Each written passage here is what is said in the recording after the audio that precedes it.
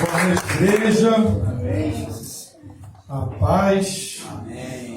Podemos abrir nossas Bíblias em Apocalipse 5. Glória a Deus. Dia de Santa Ceia. Teve batismo.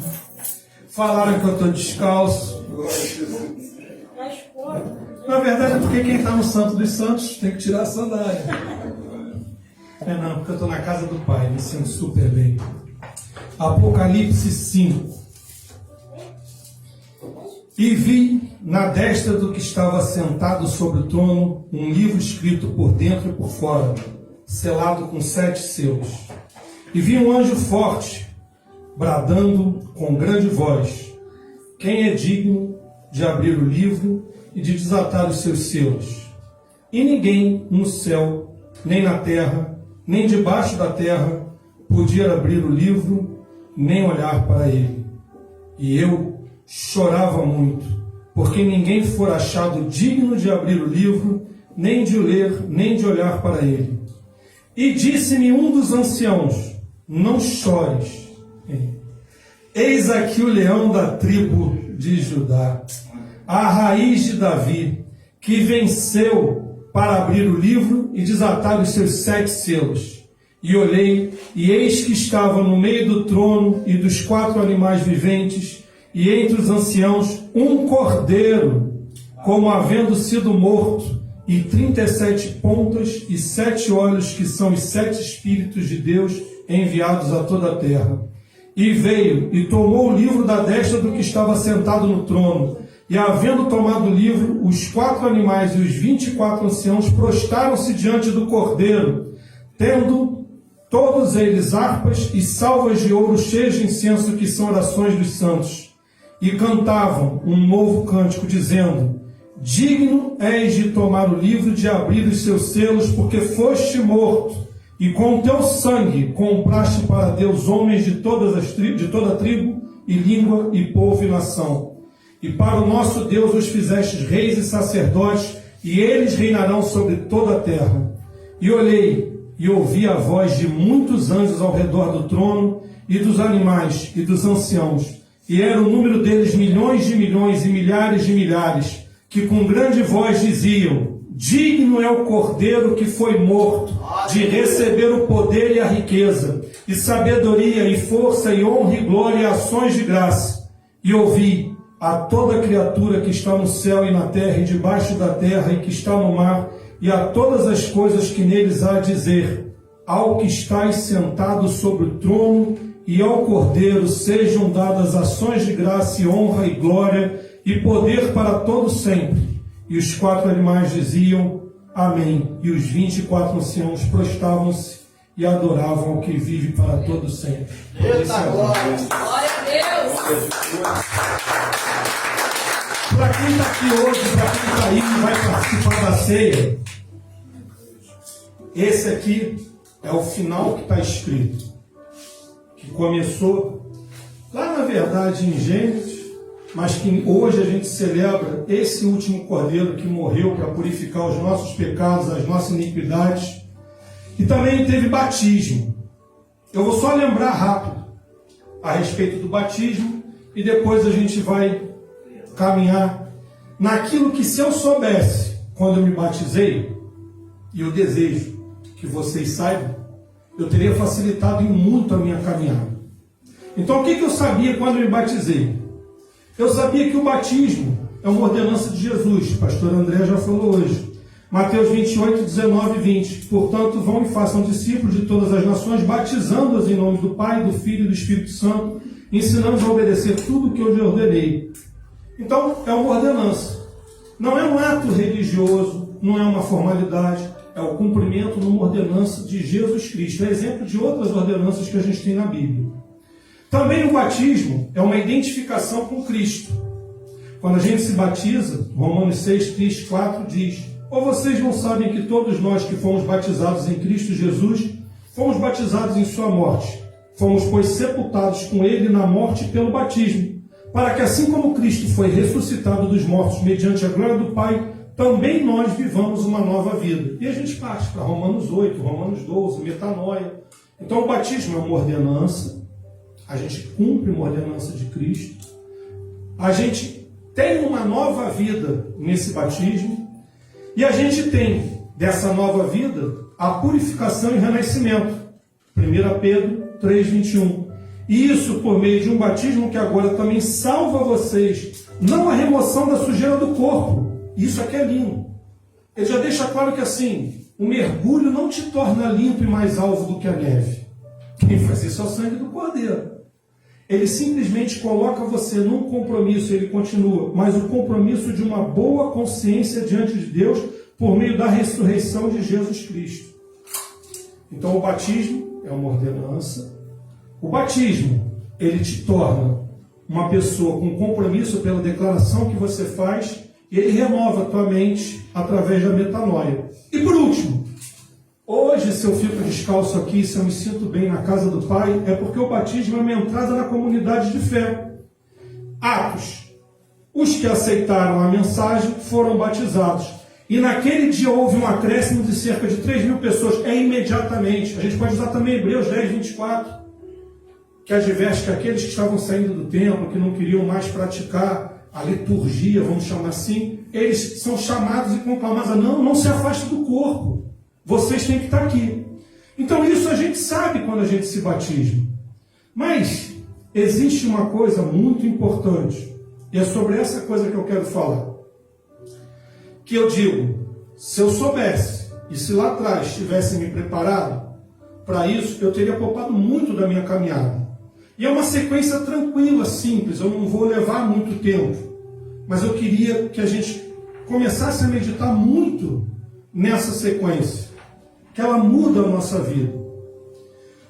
Primeiro tópico, a pastora André falou dele, é Deus testificando. Qual é o maior mandamento e o segundo grande mandamento? Saduceus, fariseus, na época de Jesus brigando se eu teria que seguir a Torá, o Pentateuco, ou se eu teria que seguir as 613 leis dos judeus, e a discussão. E no meio dessa discussão, Mateus 23, 22, 36, 40. Mestre, qual é o grande mandamento na lei? Jesus respondeu. Jesus, quando responde aquilo, não cria nada novo. Ele remete a Deuteronômio, salvo engano 6:8, e a Levítico 18. Ele diz: ame o Senhor, seu Deus, de todo o seu coração, de toda a sua alma e de todo o seu entendimento. Esse é o grande primeiro mandamento, está em Deuteronômio. E o segundo, semelhante a esse, que está em Levítico: ame o seu próximo como a si mesmo. Desses dois mandamentos dependem toda a lei e os profetas. Então ele acaba com a discussão se são as 613, se é a Torá. São os mandamentos que estão na lei. E aí, a gente aqui tem, e principalmente nós, corpo de Cristo, nós temos aqui a chave hermenêutica para entender as Escrituras. A chave hermenêutica é o amor, mas não é qualquer amor. É o amor que Jesus Cristo traz nesse primeiro momento para as pessoas. Seria mais ou menos assim: eu temo a Deus, já falei isso, não porque Ele pode fazer assim me matar, não porque Ele é todo poderoso, não porque somente porque Ele é o Criador de tudo, mas eu temo a Deus porque, de maneira incondicional, Ele perdoou e remiu os meus pecados, e Ele tem um amor tão grande por mim que meu medo é decepcionar a esse Deus. Então, não é um relacionamento de medo, não é um relacionamento de temor por alguém mais poderoso do que eu, porque Ele é. É um relacionamento calcado na lealdade, na fidúcia com alguém que fez tudo por mim e que cada vez que eu peco e me desvio, eu sinto o Espírito Santo que habita em mim, que sou templo, me constrangendo e dizendo: pô, cara, eu vacilei com Ele, que é tudo, que me deu tudo, que se eu estou aqui é por causa dele. E aí, na hora que a gente vem para esse primeiro mandamento, nessa primeiro tópico que é o grande mandamento e tal, a gente tem um problema que é o seguinte: se o meu inimigo, ou aquele que eu não vou chamar de meu inimigo, aquele que está no mesmo ambiente que eu, que cruza o meu caminho, me ofende, a palavra diz que eu devo amar como a mim mesmo, nesse primeiro momento, em Mateus. Quando a gente olha dessa forma, eu vou te perguntar: seria humanamente normal diante de uma ofensa.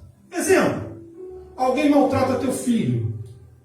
Seria humanamente normal você ficar revoltado com a situação e querer fazer justiça, humanamente falando? Seria. Vou tomar satisfação, vou tomar as dores, mexe com todo mundo, mexe comigo, mas não faz com meu filho. Então seria normal. Só que essa chave hermenêutica diz: ame uns aos outros como a si mesmo. Mas na hora que fala a si mesmo, a gente volta para o humano. Não, mas a si mesmo, dentro de um critério de justiça meu, eu vou te falar, não está certo. Eu quero a justiça, eu quero equilibrar as coisas. Não acho certo fazer isso. A gente começa a entrar em julgamentos. Só que a palavra avança. Jesus caminha com os discípulos 3 anos. E o legal é preparando pessoas que, se a gente for ver, a gente está de 10-0.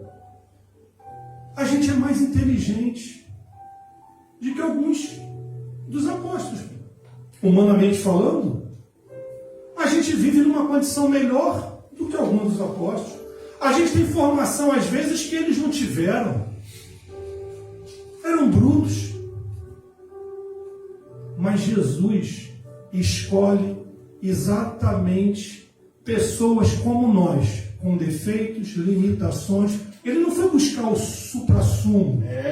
Ele não pegou, como lá na Babilônia, Daniel, a elite, para fazer ali. Foi cruel. Nabucodonosor leva a elite para a Babilônia e deixa o povo sem cultura, para ter uma dominação cultural. Não. Ele foi pegar o pescador, o cobrador do imposto, que era publicano desrespeitado, assim, que as pessoas não respeitavam e não gostavam pelo tipo de trabalho que ele fazia. Ele pegou pessoas improváveis para o maior projeto e o único projeto que interessa para a nossa existência. Então, assim, ele caminha com essas pessoas e essas pessoas começam a ver milagres, começam a ver o sábio que Jesus era. E caminhando com ele, ainda achavam que não, esse cara vai conseguir derrotar o Império Romano, ele é o Salvador, ele é o rei. E ele simplesmente vira, depois de uma lição maravilhosa, lá no cenáculo, no 2º andar de uma casa, de um sobrado que foi dado para fazer a última ceia, onde ele vai se despedir, onde a gente já falou isso também, eu já falei isso, um monte de gente queria trono, quem é o melhor, mas ninguém queria pegar a toalha. Jesus pega a toalha e vai lavar os pés num exercício de liderança. E ele mostra que o verdadeiro líder serve, é humilde. E depois, em João 13:34, ele faz o quê? Ele faz uma coisa maravilhosa. Ele dá um novo mandamento para aqueles que andaram com ele, que eram corpo junto com eles. E vira e fala: um novo mandamento vos dou. Opa!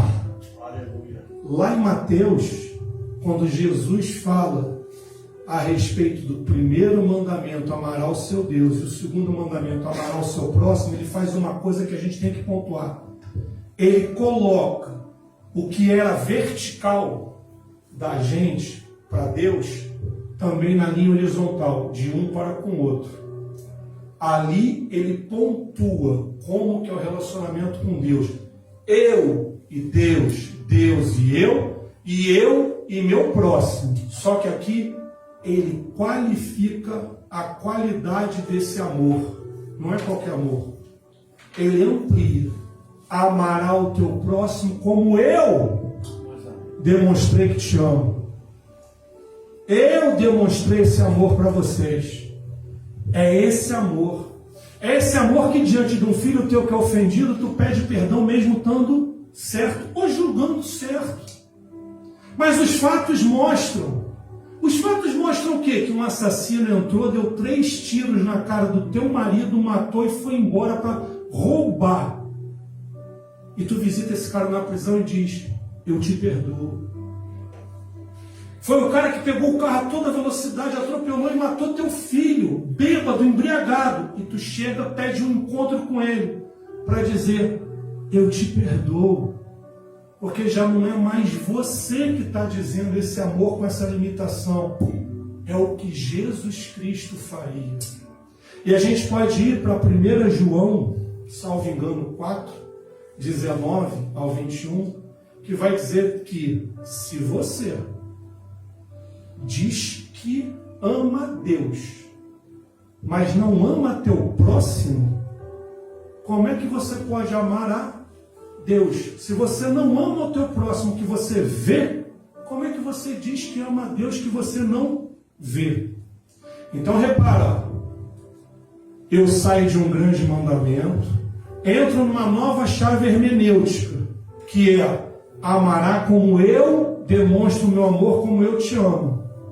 E ó, é isso que eu quero que você tenha no teu coração. Que eu fui aprender bastante tempo depois e o Espírito Santo me incomodou e hoje eu falei, vou mudar ali, vou falar. Não para por aí. Jesus avança em João 17 e ele faz uma das mais belas orações que tem, que é a oração sacerdotal de Jesus Cristo. Onde ele vira e fala assim, resumindo, Baidese, vocês não conheceram, ele falando com os discípulos, vocês não conheceram o amor do Pai. Porque o Pai está longe. Mas vocês conheceram o amor que eu tenho por vocês. Aleluia. E ao conhecer o amor e testificar esse amor que eu tenho por vocês, vocês conhecem o amor do próprio Pai. E quando vocês amam ao próximo como eu amei, vocês demonstram o amor que eu tenho por vocês, que é o amor do Pai. Ou seja, vocês testificam o amor do Pai. E é esse amor do Pai que fez o Nilson se batizar hoje. Aleluia. Que fez a minha irmã se batizar hoje. Glória a Deus.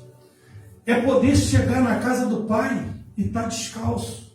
E está tudo certo. É poder chegar na casa do Pai e vir bonito que nem o Rogério veio hoje. De terno, blazer. E está tudo certo. É poder chegar na casa do Pai e o nosso pastor está com a camisa do projeto Amigo Especial, lindo projeto que cuida de crianças autistas. Ele fala o seguinte, eu vou ficar com a camisa. E está tudo certo. Aleluia. Porque Deus está esquadrinhando o quê? O nosso coração. E Ele vê esse amor. Então, quando a gente avança para João 17, a gente entende que a chave hermenêutica de tudo que acontece nesse lugar é o amor que Jesus Cristo revelou por nós. E quando a gente vai para Apocalipse, a gente vê o seguinte, ninguém é digno de pegar esse livro e abrir. E João, na hora que ele vira e narra, ele fala, eu chorei. E aí os anciãos falam, calma. O leão da tribo de Judá, o cordeiro que foi sacrificado e morreu por nós, ele é o único que é digno de abrir esse livro e levar a comunidade e o corpo a louvar e honrar a glória desse Deus. Então, na verdade, misturando o que aconteceu nesse domingo especial, a gente tem novas criaturas que a gente pode falar que confessaram o desejo de caminhar. Que a nossa caminhada, isso é legal, porque quando vocês confessam esse desejo, renovem na gente até a vontade de querer dar mais um mergulho. Né? A gente mergulha sempre. Se cada vez que a gente mergulhar saísse um pouquinho mais limpo, ia viver lá no maninho, só mergulhando. Não precisa dar vários mergulhos. Já mergulhou. Mas essa renovação ela é diária. Essa renovação ela é constante. Ela faz parte de um conjunto de orar, vigiar, de cumprir as ordenanças, de olhar e entender que a gente está em processo e que a gente está melhorando a cada dia. E como é bom, isso também é legal. E a gente passou, eu e Camila, por um momento em que a gente viu, e eu fiz a minha parte, eu vi o seguinte, como é libertador o pedir perdão. Se a pessoa de lá aceitou, se a pessoa de lá está discutindo quem está com a razão, é libertador para mim. Deus. Porque é o meu relacionamento com Deus. Humanamente e objetivamente, como advogado falando, estou certo, não estou errado. Tem como provar que estou certo, mas isso é irrelevante diante da palavra de Deus. Glória a Jesus. Porque todos estamos destituídos da glória do Pai. Sou de mundo que sou, vou julgar outra pessoa, não, quero ficar zerado com Deus. Quero pedir o meu perdão o quanto antes. Sabe por quê? Para a gente acabar. Porque teve um cara que errou. Ele vacilou feio. Esse cara, o pastor Nilson, uma vez falou que foi maravilhoso o que ele falou, veio no meu coração, que foi: Pedro andou sobre as águas. Mas teve gente, com certeza, falou assim: vacilão, pô. Se fosse bom mesmo, tinha andado até a praia, estava andando até hoje, deu mole e submergiu. Mas andou, mano. E quem não andou? Quem não tentou? Ele andou. Mesmo tendo andado, ele deu mole e negou. E eu imagino como é que deve ter sido quando o olhar de Jesus Cristo cruzou com o de Pedro, e Pedro viu aquele olhar de misericórdia. Eu tenho certeza que foi um olhar de misericórdia, não foi de repressão, não foi vacilão, foi um olhar de misericórdia. E ele, e por isso que eu te falo que o Pedrão Pedrão deu mole, mas o perdão é libertador. Por quê? Porque nesse momento ele vê que vacila e ele se arrepende. E ao se arrepender, a igreja, sobre a declaração dele, foi fundada. Um novo Pedro surgiu da Porta Formosa, levanta e anda. O da conversão com a pregação. Foi esse cara que, arrependido, pediu perdão e renasceu. E o outro, o filho da perdição, sequer teve os pés lavados. Ele sai, e quando ele sai, Jesus faz o lava-pés. Ele não participou do lava-pés. Ele sai, faz o que tem que fazer rápido. Foi. E aí Jesus vai dar um novo mandamento para as pessoas, para os discípulos. Então o que eu quero te dizer é dia e noite. Não se trata de um mergulho, se trata de uma nova vida, uma nova existência. Fruto dessa meditação, fruto dessa convivência, fruto da maturidade. Por quê? Porque assim como a gente tem as pessoas aqui que foram salvas, as que estão assistindo ali, a gente é grande comissão. O ID é para nós. Então o mergulho que tu deu, Wilson, hoje, que te fez uma nova criatura, que fez você se sentir bem, quantas pessoas precisam de um mergulho? Quantas pessoas precisam ouvir isso? É desejo de Deus que essa mensagem chegue para todos. E não somos nós que vamos convencer ninguém, é o Espírito Santo. Mas a gente tem que pegar o nosso testemunho e não deixar de dar o testemunho. Me mudou. Foi maravilhoso. O que tu sentiu? É para você que está em casa. O que tu sentiu? Uns vão dizer que foi um nó na garganta, ou não sei o quê. Atos. E é legal isso também. Um dia eu vou falar isso melhor, para a gente não se alongar muito. Mas você observa que você tem fases de milagres constantes acontecendo. Depois vem Atos. E em Atos você começa a observar que os milagres vão diminuindo. Mas os milagres vão diminuindo e vai aumentando o quê? O estudo, a demonstração. Continua existindo milagre. Isso leva alguns teólogos a dizer o seguinte: que os milagres, os desígnios eram para essa época aqui. Desculpa, todos os dias eu vejo milagre. Todos os dias eu vejo eles acontecendo. Está aqui falando é um milagre. Os olhos espirituais faz a gente enxergar os milagres. Então eles continuam existindo. Mas o tempo agora é o tempo de proclamar o Evangelho, de resgatar almas para Jesus através da palavra. E que cada um de nós possa enxergar os nossos milagres. E entender o milagre que nós somos. Vamos orar. Para você que está em casa, eu sempre gosto hoje em dia de falar para o pessoal que está em casa, porque aqui todo mundo já aceitou, já está salvo, já está fazendo parte do corpo. Mas às vezes você abriu agora, viu aí, está vendo um maluco falar. As coisas do Evangelho são loucas para quem ainda não conhece o Evangelho. Mas eu queria te dizer, para você que está em casa, essa oração vai ser para você também. E se de alguma forma Deus tocou teu coração, se de alguma forma você está sentindo um vazio, uma ansiedade, depressão, uma angústia grande, e você não consegue, ainda não entendeu como que você vai preencher essa angústia, eu quero te dizer, só a mensagem do Evangelho preenche essa angústia. Só a mensagem do Evangelho traz a paz que excede toda a compreensão.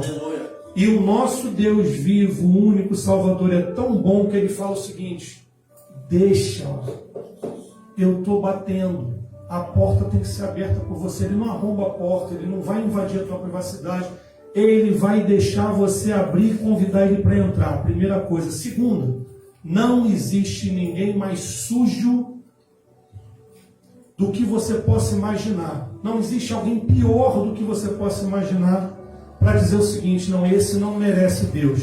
Ele é para todos.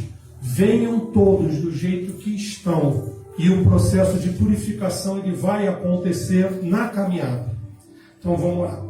Senhor, te agradecemos a oportunidade de meditar na Tua Palavra, de abrir a Tua Palavra, de conversar e renovar essa fé, renovar esse amor, pedir esse entendimento, Pai.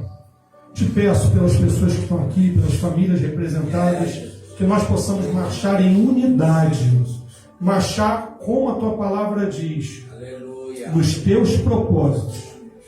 E para as pessoas que estão e vão assistir na internet, vão ver esse vídeo, Pai, que o Teu Espírito Santo chegue poderosamente tocando, fazendo acontecer na vida de cada um segundo os Teus propósitos. Traz essa paz, traz esse entendimento, que nós possamos marchar como Teus servos, fazendo o que Tua Palavra diz, frutificando o reino, que é o que o Teu Pai deseja, é o que o nosso Deus deseja, que nós possamos permanecer vinculados à videira verdadeira, frutificando, porque quando estamos no Pai, nós frutificamos para o reino. Obrigado, perdoa os nossos pecados, continua abençoando esse culto e que nós possamos cear e receber os elementos do Teu corpo, do Teu sangue, em Tua memória, Pai, para a Tua honra e para a Tua glória, em nome de Jesus Cristo. Amém.